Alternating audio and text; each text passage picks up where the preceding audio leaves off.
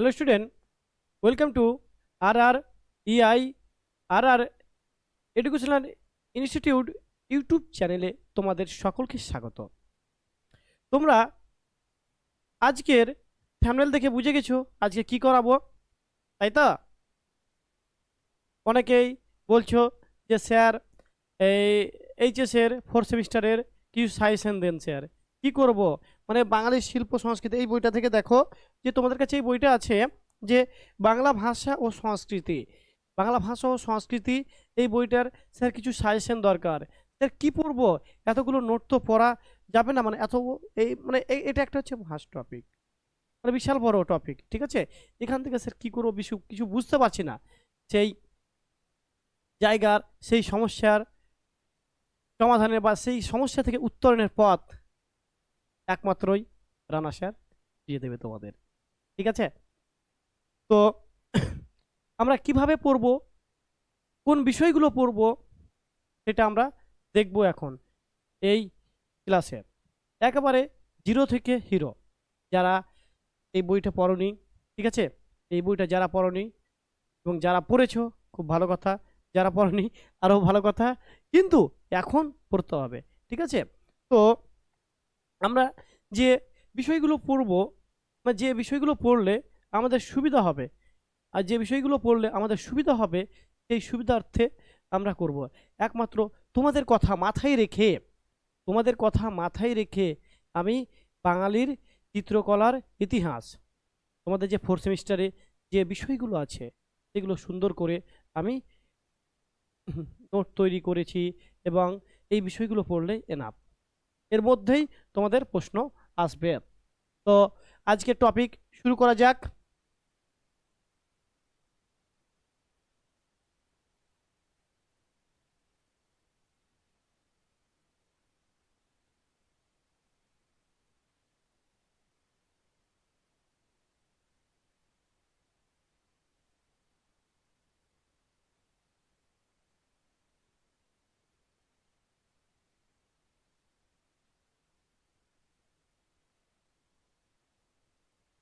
হুম,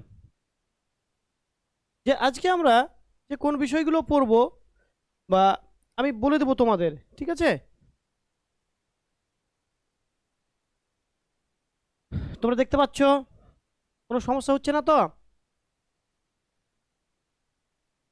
দেখো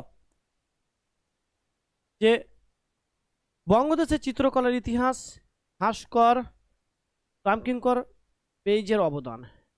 এই যে তোমরা দেখবে যে রামকিঙ্কর বেইজের অবদান, রামকিঙ্কর বেইজের অবদান, এটা আমরা আলোচনা করব যে রামকিঙ্কর বেইজের অবদান। এই প্রশ্নটা কিন্তু তোমরা ভালো করে পড়বে। তারপরে চলে আসি আমরা, তারপর কি আছে,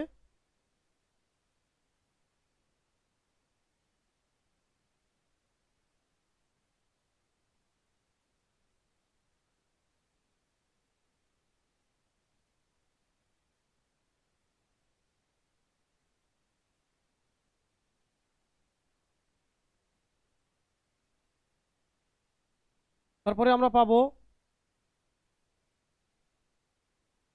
হ্যাঁ, তারপরে আমরা পাবো বিনোদ বিহারী, কি পাবো? তারপরে আমরা পাবো বিনোদ বিহারীর অবদান, কি পাবো? বিনোদ বিহারী মুখোপাধ্যায়ের অবদান, কি পাবো আমরা? বিনোদ বিহারী মুখোপাধ্যায়ের অবদান, তাই তো? হ্যাঁ, বিনোদ বিহারী মুখোপাধ্যায়ের অবদান আমরা করব। তাহলে কি করব আমরা? বিনোদ বিহারী মুখোপাধ্যায়ের অবদান, হ্যাঁ, বিনোদ বিহারী, বিনোদ বিহারী মুখোপাধ্যায়ের অবদান শিল্পকলায়। এই প্রশ্নটাও কিন্তু খুব ইম্পর্টেন্ট। যাদের যাদের কাছে প্রশ্ন নেই তারা কিন্তু অবশ্যই এই দেখে নাও, ঠিক আছে? যাদের কাছে আনসার শিট নেই তারা স্ক্রিনশট নিয়ে নাও এবং ভিডিওটা শেষ পর্যন্ত দেখবে, এবং তোমার যে বন্ধু বান্ধব আছে তাদেরকে শেয়ার করে দেবে ভিডিওটা, বুঝতে পারলে? যে তাদেরও সুবিধা হয়, ঠিক আছে? মানুষ মানুষের জন্য, আমরা সবার জন্য, ঠিক আছে? তারপরে দেখো,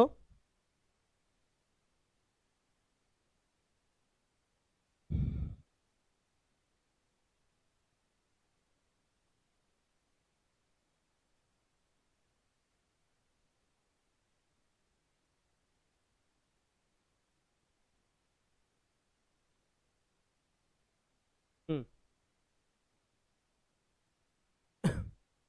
তারপরে তোমরা দেখতে পাবে যে কি আছে, তারপর হচ্ছে বাংলা শিল্পকলার ইতিহাসে ইতিহাসে দেবী প্রসাদ রায়চৌধুরীর কৃতিত্ব।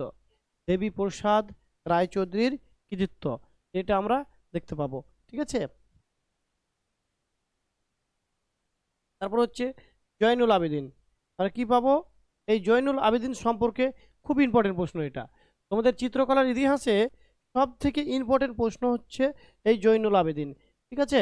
এই জয়নুল আবেদিন, শিল্পী জয়নুল আবেদিন সম্পর্কে যা জানো লিখো, বা তার অবদান কি? জয়নুল আবেদিনের অবদান কি লিখো? জয়নুল আবেদিনের অবদান। বুঝতে পারলে তোমরা যে আমরা জয়নুল আবেদিনের অবদান কি লিখবো? জয়নুল আবেদিন সম্পর্কে যা জানবে, বা জয়নুল আবেদিনের অবদান, শিল্পী জয়নুল আবেদিনের অবদান কি করবে? শিল্পী জয়নুল আবেদিনের অবদান। বুঝতে পারলে? জয়নুল আবেদিনের অবদান, জয়নুল আবেদিনের অবদান তোমরা দেখবে, এটা কিন্তু খুব ভালো করে পড়বে। বুঝলে তোমরা? তারপরে দেখো, তারপরে দেখতে পাবে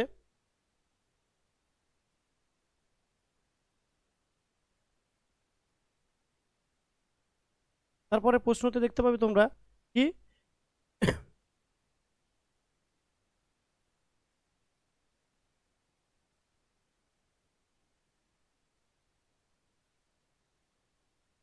তারপরে প্রশ্ন হচ্ছে যে কি করবে?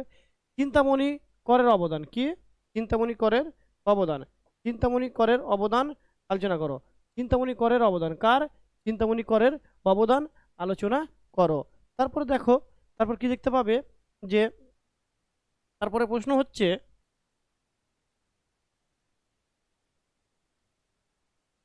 এটা একটু দেখে নেবে তোমরা, বাঙালি চিত্রকলার ধারার ঠাকুর বাড়ির অবদান।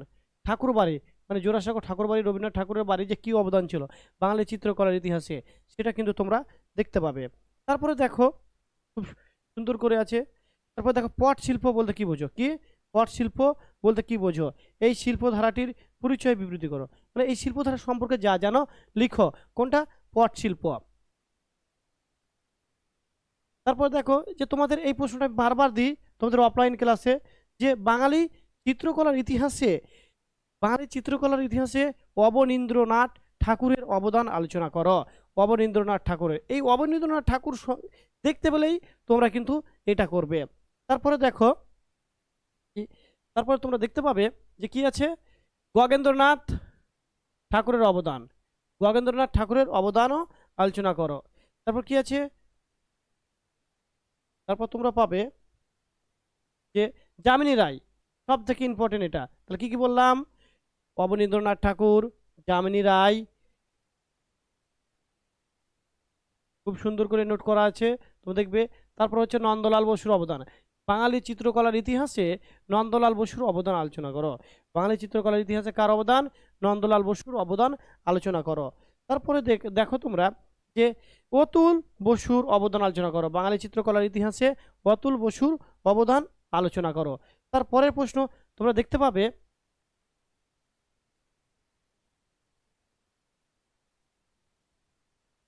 বাঙালি ভারতীয় তথা বাঙালি চিত্রকলার ইতিহাসে Indian society of oriental art এর ভূমিকা পালন করো।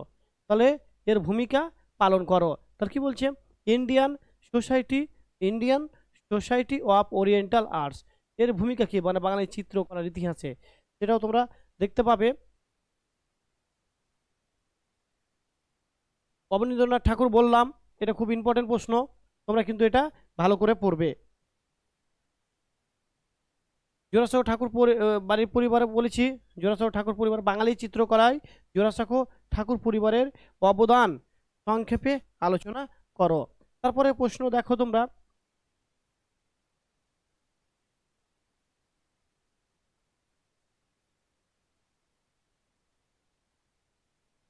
হ্যাঁ, বাঙালি চিত্রকলার ইতিহাসে রবীন্দ্রনাথ ঠাকুরের বিশিষ্টটা বা রবীন্দ্রনাথ ঠাকুরের অবদান, ঠিক আছে, বা এরকম প্রশ্ন যদি আসতে পারে রবীন্দ্রনাথ ঠাকুরের চিত্রকলা সম্পর্কে সংক্ষিপ্ত পরিচয় দাও।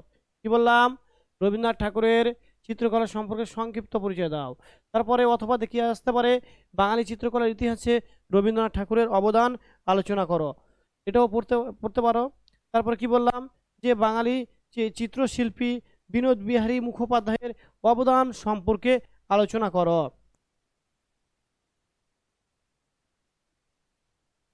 তারপরে দেখো যে পট চিত্রের ইতিহাসে কালীঘাটের পটের গুরুত্ব ও অবস্থান সম্পর্কে আলোচনা করো। পটের গুরুত্ব ও অবস্থান সম্পর্কে আলোচনা করো। তারপর তোমাদের আরেকটা প্রশ্ন কি বললাম, যে বাংলা চিত্রকলার ইতিহাসে সুনয়নী দেবী স্মরণীয় কেন?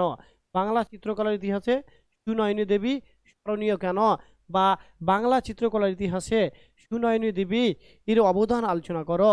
বা এরকম প্রশ্ন আসতে পারে, বাংলা চিত্রকলার ইতিহাসে এই সুনয়নী দেবী কয়েকটি চিত্রের নাম বলো, বা এবং তিনি বাংলা সাহিত্য বাংলা চিত্রকলার ইতিহাসে স্মরণীয় কেন বা তার অবদান, এই প্রশ্নটাও দেখতে পারো।